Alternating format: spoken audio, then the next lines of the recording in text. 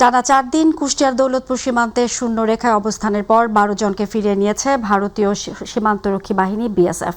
বেলা 11:30টার দিকে ৪৭ বিজিবি ও বিএসএফ এর মধ্যে অনুষ্ঠিত পতাকা বৈঠকের পর তাদের ফিরিয়ে নেওয়া হয়। বিজিবি জানায়, সীমান্তের ১৫০-এর ৩S পিলারের কাছে বৈঠকে উভয় পক্ষের সংক্ষিপ্ত আলোচনার পর বিএসএফ এর সিদ্ধান্ত নেয়। এর আগে শুক্রবার ৪ নারী, ৪ পুরুষ ও ৪ শিশুকে সীমান্ত দিয়ে বাংলাদেশে ঠেলে দেওয়ার অভিযোগ ওঠে।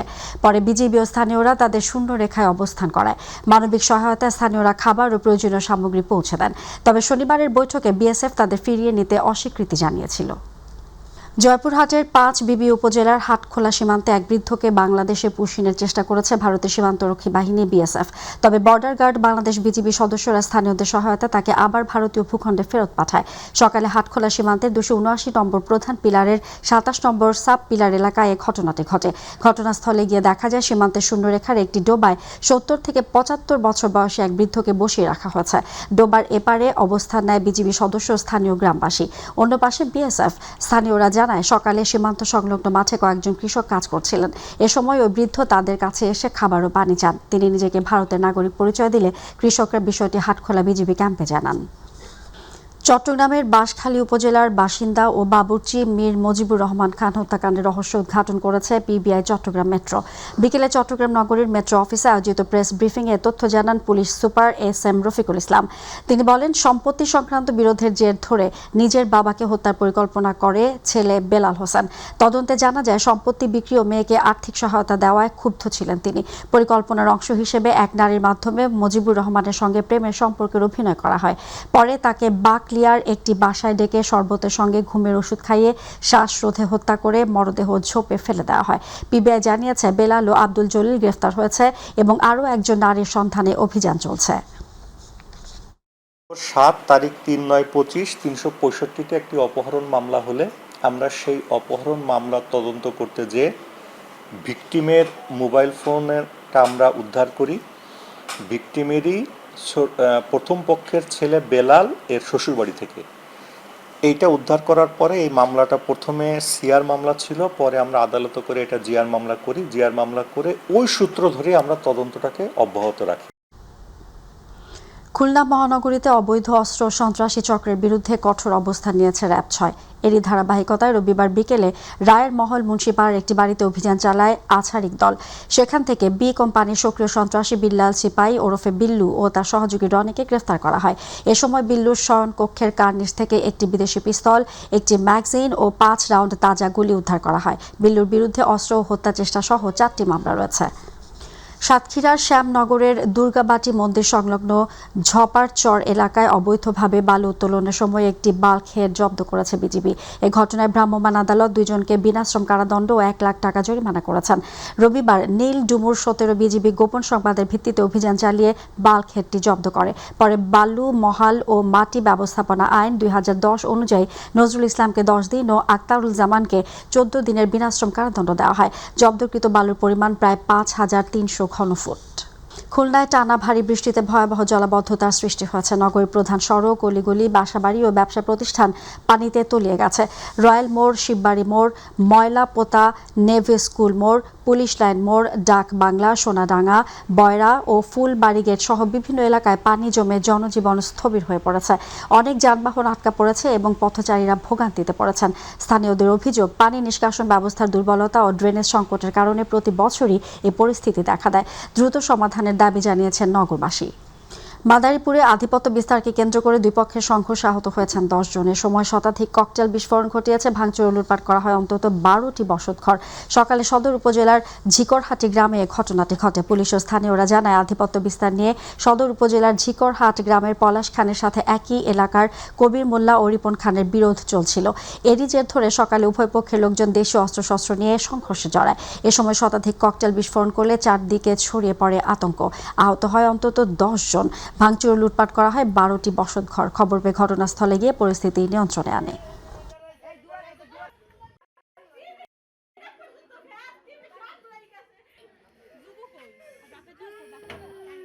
পর্যন্ত কাউকে আটক করা হয়নি, কারণ আমাদের মূল টার্গেট ছিল হচ্ছে প্রথমে এই সংঘর্ষটা থামানো এবং তাদেরকে ডিসপার্স করা। আর আমাদের অভিযান চলমান থাকবে তাদের বিপক্ষে, যারা এই ঘটনার সাথে জড়িত, যারা এই সংঘর্ষে মূল হোতা, তাদেরকে ধরার জন্য আমরা অভিযান আমাদের চালানো অব্যাহত থাকবে। ময়মনসিংহ নগরীর মাসকান্দা আন্তজেলা বাস টার্মিনালে অবৈধ স্থাপনা উচ্ছেদ অভিযান পরিচালনা করেছে ময়মনসিংহ সিটি কর্পোরেশন। সিটি কর্পোরেশনের প্রশাসক রুকনুজ্জামান রোকন নিজে উপস্থিত থেকে অভিযান পরিচালনা করেন। কোনো দলিল বা বৈধ কাগজপত্র না থাকায় এসব স্থাপনা উচ্ছেদ করা হয় বলে তিনি জানান। এ সময় সিটি কর্পোরেশনের অন্যান্য কর্মকর্তা কর্মচারী ও আইনশৃঙ্খলা বাহিনীর সদস্যরা উপস্থিত ছিলেন। প্রশাসক বলেন, অবৈধ দোকানপাটের কারণে বাস চলাচলের সমস্যা ও যানজট সৃষ্টি হচ্ছিল, তাই বুলডোজার দিয়ে স্থাপনাগুলো গুঁড়িয়ে দেওয়া হয়েছে।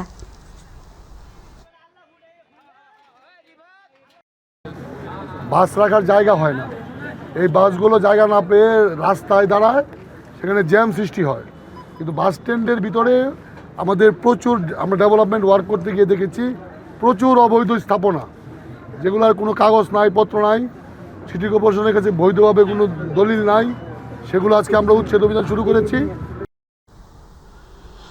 গাজীপুর সদর উপজেলা ঢাকা ময়মনসিংহ মহাসড়কের ভবানীপুর মুক্তিযোদ্ধা কলেজ গেট সংলগ্ন এলাকায় বসতবাড়ি ও কলকারখানার ময়লা রাতে ফেলে দেয় তা ভাগাড়ে পরিণত হয়। গাজীপুর ৩ আসনের সংসদ সদস্য ডক্টর এস.এম. রফিকুল ইসলাম বাচ্চু এর নির্দেশে ভাওয়ালগড় ইউপি চেয়ারম্যান সালাহ উদ্দিন সরকারের তত্ত্বাবধানে মহাসড়কের দুই পাশে ময়লা অপসারণ ও পরিচ্ছন্নতা কার্যক্রম চলছে। এসকাভেটর দিয়ে দীর্ঘদিনের ময়লা পরিষ্কার করা হয়। ইউপি সদস্য আবিদ হোসেন বাবুল জানান, তারেক রহমান বিষয়টি দেখে এমপিকে অবহিত করেন। এরপর বনায়ন ও পরিবেশ রক্ষায় গাছ লাগানোর নির্দেশ দেওয়া হয়। কেউ ময়লা ফেললে আইনগত ব্যবস্থা নেওয়া হবে। এইদিকে যে পরিমাণ নোংরা ময়লা আবর্জনা সৃষ্টি হয়েছে, এটা যে প্রধানমন্ত্রীর নজরে পড়ছে, সে যে এটা পরিষ্কার করার জন্য আগ্রহ দেখাইছে, পরিষ্কার করতেছে, তার জন্য তাকে অনেক ধন্যবাদ জানাই। ময়লা দুর্গন্ধের জন্য পরিবেশ দূষিত হচ্ছে বা এর জন্য আমাদের অনেক সমস্যা হয়, আমাদের দমনিতে অনেক কষ্ট হয়। দেখা গেছে যে এখানে ময়লা যদি না ফেলে তাহলে আমাদের জন্য খুব ভালো পরিবেশ। বেকু লাগাই দিয়া আমরা এই পরিবেশ রক্ষার্থে আমরা এটাকে পরিষ্কার করছি। বগুড়ার সারিয়াকান্দি উপজেলার বোহাইল ইউনিয়নের যমুনা নদীর গোচারণ ভূমি থেকে অস্ত্রের মুখে 4 রাখালকে অপহরণ করা হয়েছে। পুলিশ জানায় 10-12 জন যুবক তাদের হাত পা ও চোখ বেঁধে নৌকায় তুলে নিয়ে যায়। অপহৃতরা হলেন ইউনুস মণ্ডল, মফেজ মণ্ডল, মাসুদ মণ্ডল ও ফারুক মণ্ডল। সারিয়াকান্দি থানায় অজ্ঞাতদের আসামি করে মামলা দেওয়া হয়েছে। পুলিশ ঘটনাস্থল পরিদর্শন করেছে এবং উদ্ধার অভিযান চলছে সিরাজগঞ্জ নৌ পুলিশের অধীনে। গোপালগঞ্জের কোটালীপাড়ায় যৌতুকের দাবিতে শিল্পী বেগম নামে এক গৃহবধূকে পিটিয়ে হত্যার অভিযোগ উঠেছে তার স্বামী ইকবাল শিকদারের বিরুদ্ধে। উপজেলার বুড়ুয়াবাড়ি গ্রামে এক ঘটনা ঘটে। নিহতের পরিবারের দাবি, রাতে মারধরের এক পর্যায়ে তার মৃত্যু হলে অভিযুক্ত স্বামী পালিয়ে যান। পুলিশ মরদেহ উদ্ধার করে ময়নাতদন্তের জন্য গোপালগঞ্জ জেনারেল হাসপাতালে পাঠিয়েছে। এই ঘটনায় জিজ্ঞাসাবাদের জন্য অভিযুক্তের বড় ভাইকে হেফাজতে নেওয়া হয়েছে। পলাতক আসামিকে গ্রেফতারের অভিযান চলছে বলে জানিয়েছে পুলিশ। নাটোরের সিংড়া উপজেলার চামার ইউনিয়নের পাঙ্গাশিয়া বাজার এলাকায় যৌথ অভিযান চালিয়ে ডাকাতি মামলার 3 আসামিকে গ্রেফতার করেছে র্যাব 5 ও র্যাব 1। রবিবার সন্ধ্যায় পরিচালিত অভিযানে তাদের আটক করা হয়। গ্রেফতারকৃতরা সিরাজগঞ্জের কামারখন্দ থানায় দায়ের করা একটি ডাকাতি মামলার আসামি। তারা হলেন সুজন মিয়া, আরিফুল ইসলাম সবুজ এবং এমদাদুল হক। পরে তাদের সিংড়া থানায় হস্তান্তর করা হয়েছে। ঢাকার ধামরাইয়ে রাতের আধারে অবৈধভাবে 3 ফসলি কৃষি জমির মাটি কেটে নেয়ার কাদাযুক্ত মাটি পড়ে মোটরসাইকেল সহ অন্যান্য যানবাহন দুর্ঘটনার শিকার হয়। স্থানীয়রা পুলিশকে খবর দিলে রাতেই পুলিশ গিয়ে রাস্তা থেকে 2টি ড্রাম ট্রাক ধরে থানায় নিয়ে যায়। এ বিষয়ে ধামরাই থানার ভারপ্রাপ্ত কর্মকর্তা ওসি নাজমুল হুদা খান বলেন, ধামরাই কালামপুর আঞ্চলিক সড়কে রাতে আধারে অবৈধভাবে 10 চাকার ড্রাম ট্রাক নিয়ে ইট ভাটায় মাটি নেওয়ার সময় রাস্তায় মাটি পড়ে। এতে করে মোটরসাইকেল সহ অনেক যানবাহন দুর্ঘটনার শিকার হয়। তার পরিপ্রেক্ষিতে রাতে 2টি ড্রাম ট্রাক আটক করে থানায় নিয়ে আসা হয়। এই ঘটনায় 3 জনের নামে মামলা প্রক্রিয়াধীন রয়েছে বলে জানান তিনি। দারিদ্র্য আর অনিশ্চয়তার সঙ্গে প্রতিনিয়ত লড়াই করে চলা সুবিধা বঞ্চিত নারীদের জীবনে আশার আলো হয়ে এসেছে বর্তমান সরকারের ফ্যামিলি কার্ড কর্মসূচি। 17 জুন রংপুরের পীরগঞ্জ উপজেলার চতরা ইউনিয়নের 4 নং ওয়ার্ড সহ দেশের 19টি উপজেলার বিভিন্ন ইউনিটে 3য় পর্যায়ে বিতরণ করা হবে এসব ফ্যামিলি কার্ড। প্রতি মাসে 2500 টাকা আর্থিক সহায়তা পাওয়ার খবরে নতুন স্বপ্ন দেখতে শুরু করেছেন তারা। রংপুর থেকে বিস্তারিত জানাচ্ছেন মাহমুদুল হাসান।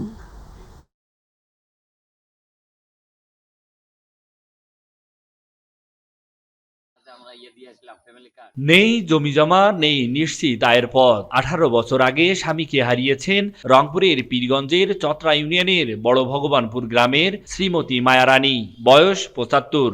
একই গ্রামের অলকারানীও 2 বছর আগে স্বামী হারিয়ে কষ্টে কোনো মতে সংসারের হাল ধরে টিকে আছেন তিনিও। তবে এবার তাদের জীবনে আশার আলো হয়ে এসেছে ফ্যামিলি কার্ড। আমার তো কিছুই করে পাই না, ওই টাকা দিয়ে আমরা আনার দুটো অন্ন খাবো বা বস্ত্র পিনবো। টাকা দিয়ে করবো, এই যে মনে করো যে 4টা চাল কিনে খাবো, হয়তো 2টা বস্ত্র পিনবো, হয়তো 2 টাকা জমা করবো। পীরগঞ্জ সহ দেশের বিভিন্ন এলাকার সুবিধাবঞ্চিত পরিবার ও ক্ষুদ্র নিগোষ্ঠীর নারীরা হয়েছেন অন্তর্ভুক্ত। মাসে 2500 টাকা সহায়তাকেই তারা নতুন আশার আলো ও সংসার চালানোর ভরসা হিসেবেই দেখছেন।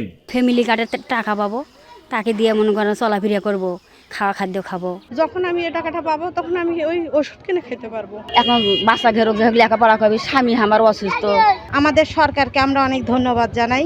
এরই মধ্যে অনুষ্ঠিত হয়েছে ফ্যামিলি কার্ড পাইলটিং এ তথ্য যাচাই, মনিটরিং ও গণশুনানি। আমাদের এখানে জরিপ হয়েছে 885টি পরিবার, সেখান থেকে আমরা পিএমটি স্কোর অনুযায়ী 705 জনকে পেয়েছি। কয়েকটা সাব কমিটি করে কিন্তু সরেজমিনে তদন্ত করে দেখা হয়েছে যে এরকম কোনো ধরনের ব্যক্তি আছে কিনা। আপাতত 38 জনের মতো তথ্য আমরা পেয়েছি যাদেরকে মনে হয়েছে তারা সচ্ছল, এবং এই 38 জন কিন্তু বাদ আছে। যদি কোনো সময় এটা আপনার ধরা পড়ে যে তথ্য গোপন করে বা ভুল তথ্যর মাধ্যমে তারা অন্তর্ভুক্ত হয়েছে, তো আলটিমেটলি সেটা পরে বাদ যাবে। আপনারা ধৈর্য ধরুন, দেখুন যে কি হচ্ছে। দেখলেন তো কত দ্রুত সমাজ কল্যাণ মন্ত্রণালয়ের মাধ্যমে সরকার এটা বাস্তবায়ন করেছে। এ বিষয়ে জেলা পরিষদের প্রশাসক ও জেলা বিএনপির আহ্বায়ক সাইফুল ইসলাম বলেন, বিএনপি সরকারের প্রতিশ্রুতি বাস্তবায়ন হচ্ছে এবং পীরগঞ্জ আসনের এমপি নুরুল আমিন বলেন, নারীদের আর্থসামাজিক উন্নয়নে ফ্যামিলি কার্ড গুরুত্বপূর্ণ ভূমিকা রাখবে। আমরা বিশ্বাস করি পীরগঞ্জ থেকে শুরু হয়েছে, গোটা রংপুর শহরের প্রতিটি আসনেই এই ফ্যামিলি কার্ড, যে সকল অনুদান এবং ডেভেলপমেন্টের যে কর্মসূচি হবে, আমরা পীরগঞ্জের মানুষদের সর্বাগ্রে আমরা স্থান দেব। মাননীয় প্রধানমন্ত্রী যে ফ্যামিলি কার্ডের উদ্যোগ গ্রহণ করেছেন, আমাদের দেশের দরিদ্র এই সকল অসহায় বঞ্চিত নারী সমাজ এর দ্বারা কিছুটা হলে উপকৃত হবে। মাসে 2500 টাকা অঙ্কের হিসাবে খুব বড় নয়, কিন্তু একজন সংগ্রামী মায়ের কাছে এই অর্থ হতে পারে সন্তানের স্কুল ফি, ওষুধ কেনার টাকা কিংবা কয়েকদিনের খাবারের নিশ্চয়তা। মাহমুদুল হাসান, মাই টিভি, রংপুর। শস্য ভাণ্ডার হিসেবে খ্যাত উত্তরের জেলা নওগাঁ ধান চাষের পাশাপাশি উঁচু পতিত জমিতে এখন চাষ হচ্ছে মিষ্টি কুমড়া। আর এই মিষ্টি কুমড়া চাষ করে লাভবান ও অর্থনৈতিকভাবে স্বাবলম্বী হচ্ছেন কৃষকরা। এবছর নওগাঁর 11টি উপজেলার 455 হেক্টর জমিতে মিষ্টি কুমড়া চাষ হয়েছে। দর্শক, নওগাঁ থেকে মোহাম্মদ আবু বকর সিদ্দিকের পাঠানো তথ্য ভিডিও চিত্রে টেক্সট রিপোর্ট। মানুষের শরীরে পুষ্টির চাহিদা মেটাতে মিষ্টি কুমড়া অতুলনীয়। পুষ্টি ঘাটতি পূরণ করতে নওগাঁ জেলার বিভিন্ন উপজেলায় ব্যাপক হারে চাষ হচ্ছে মিষ্টি কুমড়া। এবছর নওগাঁর 11টি উপজেলার 455 হেক্টর জমিতে মিষ্টি কুমড়া চাষ হয়েছে। প্রতি বিঘা জমিতে 25 থেকে 30 হাজার টাকা খরচ করে প্রায় 3000 কেজি মিষ্টি কুমড়া উৎপাদন করা সম্ভব। তাই কুমড়া চাষের দিকে ঝুঁকছেন চাষিরা। আমরা এখানে এখন মিষ্টি কুমড়ার মৌসুম, মিষ্টি কুমড়া আমরা লাগাই। আশা করি যে ফলন ভালো হলে আমরা লাভবান হতে পারবো। এবারে মোটামুটি 1.5 বিঘা পার লাগাইছি আমি লাউ। দেখা যাক, আল্লাহ রহমত করলে ফসলটা ভালো হবে, ভালো অর্থের আশা করছি। 3 থেকে 5 কেজি ওজনের প্রতিটি মিষ্টি কুমড়া 25 থেকে 30 টাকা কেজি দরে বিক্রি হচ্ছে। ভালো দাম পাওয়ায় লাভবান হচ্ছেন কৃষক। ফলন এখন তো ভালো, যদি বর্ষা টর্ষা ঠিক মতন ভালো হয় তাহলে বিঘা হারি 100 মনও হতে পারে। আবহাওয়া ভালো হিসাবে আমার লাউ ধরছে এবং 3-4 বিঘা আমি লাউ লাগাছি। সামনে বছর আরও 3-4 বিঘা লাগাবো। কৃষি সম্প্রসারণ অধিদপ্তরের তথ্য মতে প্রতি হেক্টর জমিতে প্রায় 35 মেট্রিক টন মিষ্টি কুমড়া উৎপাদন হয়ে থাকে। ফেব্রুয়ারি ও মার্চ মাসে জমিতে মিষ্টি কুমড়া চারা রোপণ করতে হয়, আর জুলাই মাস থেকে ফসল বাজারজাতকরণ শুরু হয়। কিছু কিছু মিষ্টি কুমড়া কেবল হারভেস্টিং শুরু করছে, কেবল কর্তন শুরু করছে, তবে এখনও বাজারে দাম ভালো আছে। আমরা আশা করছি যে এই দাম পেলে কৃষকরা আরও বেশি উদ্বুদ্ধ হয়ে আরও বেশি জমিতে তারা মিষ্টি কুমড়ার আবাদ করবে। চলতি মৌসুমে আবহাওয়া অনুকূলে থাকলে এবার অধিক ফলন হওয়ার সম্ভাবনা রয়েছে, এতে করে লাভবান হবে চাষিরা। হাফিজা খানম জুথি, মাই টিভি। যমুনা নদীর ওপর গাইবান্ধার ফুলছড়ি ও জামালপুরের বাহাদুরাবাদ ঘাটের মধ্যে দ্বিতীয় যমুনা বহুমুখী সেতু নির্মাণের দাবিতে মাননীয় প্রধানমন্ত্রী বরাবর স্মারকলিপি প্রদান করা হয়েছে। দুপুরে গাইবান্ধা জেলা প্রশাসকের মাধ্যমে স্মারকলিপিটি পেশ করা হয়। শহীদ প্রেসিডেন্ট জিয়াউর রহমান ঘাট দ্বিতীয় যমুনা সেতু বাস্তবায়ন কেন্দ্রীয় কমিটির উদ্যোগে চরাঞ্চলের মানুষের গণস্বাক্ষর সম্মিলিত এই স্মারকলিপি হস্তান্তর করা হয়। এতে আধুনিক রেলওয়ে স্টেশন, কৃষিভিত্তিক ইপিজেড ও চর ট্যুরিজমের দাবি উত্থাপন করা হয়। পরে জেলা প্রশাসকের কার্যালয় চত্বরে সমাবেশ অনুষ্ঠিত হয়। ঢাকার ধামরাই উপজেলা দুর্নীতি প্রতিরোধ কমিটির আয়োজনে দুর্নীতি প্রতিরোধ বিষয়ক বিতর্ক প্রতিযোগিতায় অনুষ্ঠিত হয়েছে। দুপুরে যাদবপুর ভুবন মোহন উচ্চ বিদ্যালয় ও কলেজের হলরুমে বিতর্ক প্রতিযোগিতা অনুষ্ঠিত হয়। বিতর্ক প্রতিযোগিতায় অংশ নেয় আফাজ উদ্দিন উচ্চ বিদ্যালয় বনাম কুশুরা উচ্চ বিদ্যালয়ের নারী শিক্ষার্থীরা। ঘণ্টাব্যাপী বিতর্ক প্রতিযোগিতায় বিজয়ী হয় আফাজ উদ্দিন উচ্চ বিদ্যালয়। পরে বিজয়ী শিক্ষার্থীদের হাতে ক্রেস্ট তুলে দেন উপজেলা নির্বাহী কর্মকর্তা মোহাম্মদ আল মামুন। এ সময় বিতর্ক প্রতিযোগিতায় ধামরাই উপজেলা দুর্নীতি প্রতিরোধ কমিটির সভাপতি শাহানুর ইসলাম রিপনের সভাপতিত্বে প্রধান অতিথি হিসেবে উপস্থিত ছিলেন ধামরাই উপজেলা নির্বাহী কর্মকর্তা মোহাম্মদ আল মামুন। পরিবেশ ও জলবায়ু পরিবর্তনের বিরূপ প্রভাব মোকাবিলায় দেশব্যাপী আগামী 5 বছরে 25 কোটি বৃক্ষরোপণ কর্মসূচির অংশ হিসেবে কুড়িগ্রামে বৃক্ষরোপণ কর্মসূচির উদ্বোধন করা হয়েছে। সকালে বন বিভাগের অর্থায়নে কুড়িগ্রাম সদরের হলখানা ইউনিয়নের দাসের হাটা ছড়া থেকে এসিল্যান্ড আরাজি পলাশবাড়ি সংযোগ খাল বাঁধের উভয় পাশে বৃক্ষরোপণের মাধ্যমে কর্মসূচির উদ্বোধন করা হয়। কর্মসূচির উদ্বোধন করেন কুড়িগ্রামের জেলা প্রশাসক অন্নপূর্ণা দেবনাথ। উপস্থিত ছিলেন পুলিশ সুপার খন্দকার ফজলে রাব্বি, জেলা পরিষদের প্রশাসক সোহেল হোসনাইন কায়কোবাদ, জেলা বিএনপির আহ্বায়ক মোস্তাফিজুর রহমান মোস্তফা, যুগ্ম আহ্বায়ক অধ্যাপক হাসিবুর রহমান হাসিব, ভারপ্রাপ্ত বন কর্মকর্তা সাদিকুর রহমান, কুড়িগ্রাম প্রেস ক্লাবের সাধারণ সম্পাদক মাহফুজুর রহমান খন্দকার সহ বিভিন্ন সরকারি দপ্তর কর্মকর্তা ও রাজনৈতিক ব্যক্তিবর্গ। ব্রাহ্মণবাড়িয়া জাতীয় মেধাবৃত্তি পরীক্ষায় উত্তীর্ণদের বৃত্তি ও ক্রেস্ট প্রদান করা হয়েছে। দুপুরে আয়োজিত অনুষ্ঠানে প্রধান অতিথি ছিলেন কুমিল্লা নোয়াখালী অঞ্চল বিষয়ক সমন্বয়ক বীর মুক্তিযোদ্ধা মোহাম্মদ আব্দুস সাত্তার।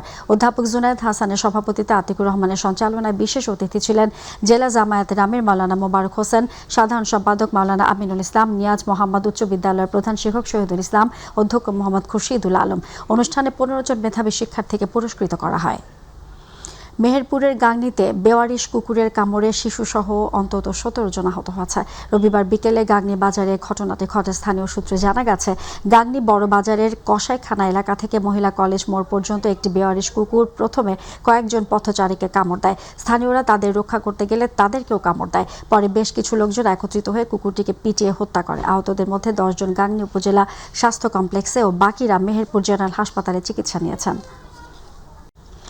মেহেরপুরের মুজিবনগর উপজেলার দারিয়াপুর বাজার এলাকায় কৃষকদের কাছে সার বিক্রি না করে ব্যবসায়ীদের কাছে বিক্রির অভিযোগে 40 বস্তা সার জব্দ করেছে এলাকাবাসী।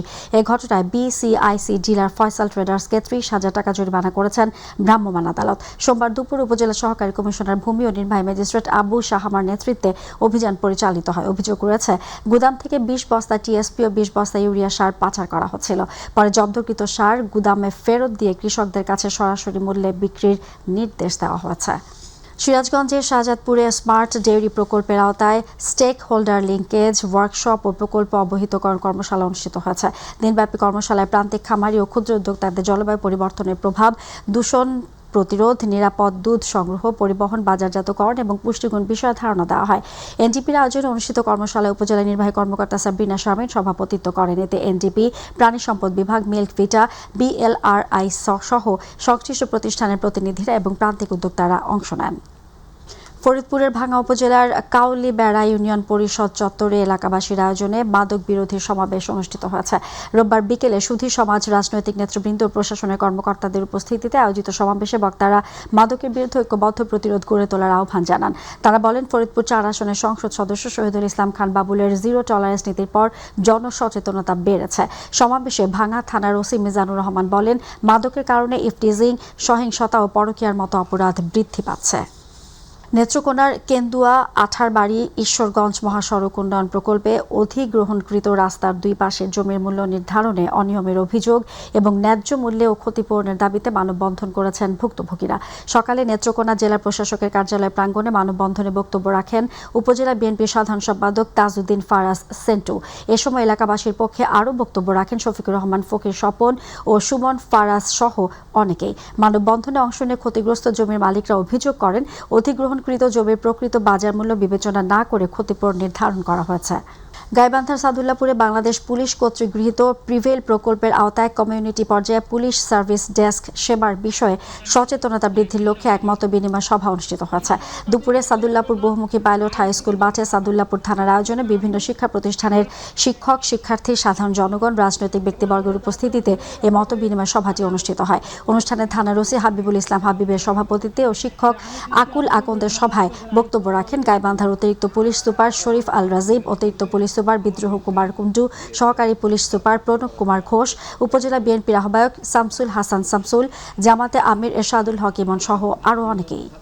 গ্রামের নাগেশ্বরীতে দুর্নীতি বিরোধী বিতর্ক প্রতিযোগিতা 2026 ও পুরস্কার বিতরণ অনুষ্ঠিত হয়েছে। উপজেলা দুর্নীতি প্রতিরোধ কমিটির আয়োজনে সকালে উপজেলা পরিষদ অডিটোরিয়ামে অনুষ্ঠান অনুষ্ঠিত হয়। এ সময় উপস্থিত ছিলেন উপজেলা মাধ্যমিক শিক্ষা অফিসার কামরুল ইসলাম, দুর্নীতি দমন কমিশন কুড়িগ্রামের সহকারী পরিদর্শক মারফিদুল হক, মাই টিভির ভুরুঙ্গামারী প্রতিনিধি মাইদুল হাসান মুকুল সহ অনেকেই। বাংলাদেশ জাতীয়তাবাদী যুব দলের সদ্য ঘোষিত কেন্দ্রীয় কমিটিকে শুভেচ্ছা জানিয়ে পাবনার ঈশ্বরদীতে আনন্দ মিছিল করেছে যুব দলের নেতাকর্মীরা। উপজেলা ও পৌর যুব দলের আয়োজনে খায়রুজ্জামান বাবু বাস টার্মিনাল চত্বর থেকে শুরু হয়ে আনন্দ মিছিলটি শহরের প্রধান সড়ক প্রদক্ষিণ করে বাজার 1 নং গেটের সামনে গিয়ে শেষ হয়। আনন্দ মিছিলটিতে ঈশ্বরদী পৌর যুব দলের সাবেক আহ্বায়ক জাকির হোসেন জুয়েলের সভাপতিত্বে উপজেলা ও পৌর যুবদল সহ ইউনিয়ন বিভিন্ন পর্যায়ের নেতাকর্মীরা উপস্থিত ছিলেন। এ সময় নব্য ঘোষিত কমিটিতে আব্দুল মনোয়ার মুন্না ও সাধারণ সম্পাদক নুরুল ইসলাম নয়ন হওয়ার আনন্দ মিছিলে আগত নেতাকর্মীরা তাদেরকে শুভেচ্ছা জানান। গাইবান্ধার পলাশবাড়িতে ধর্মীয় অনুভূতিতে আঘাতের প্রতিবাদে চট্টগ্রামে সংবাদ সম্মেলন করেছে রাম সেবক কেন্দ্রীয় মহানগর উত্তর ও দক্ষিণ জেলা। নগরীর আন্দর কিল্লা সিটি কর্পোরেশন ভবনে আয়োজিত সংবাদ সম্মেলনে লিখিত বক্তব্য পাঠ করেন রাম সেবক রাজবীর আকাশ। এ সময় তুর্য রুদ্র, শুভ দাশগুপ্ত, মিঠু দাস, দেবাশিস সেন সহ অন্যান্যরা উপস্থিত ছিলেন। বক্তারা বলেন, সম্প্রীতি ও সহাবস্থান নষ্ট করতে একটি গোষ্ঠী অপতৎপরতা চালিয়ে যাচ্ছে। তারা গাইবান্ধার ঘটনার নিরপেক্ষ তদন্ত, প্রকৃত সত্য উদ্ঘাটন এবং জড়িতদের বিরুদ্ধে আইনানুগ ব্যবস্থা গ্রহণের দাবি জানান।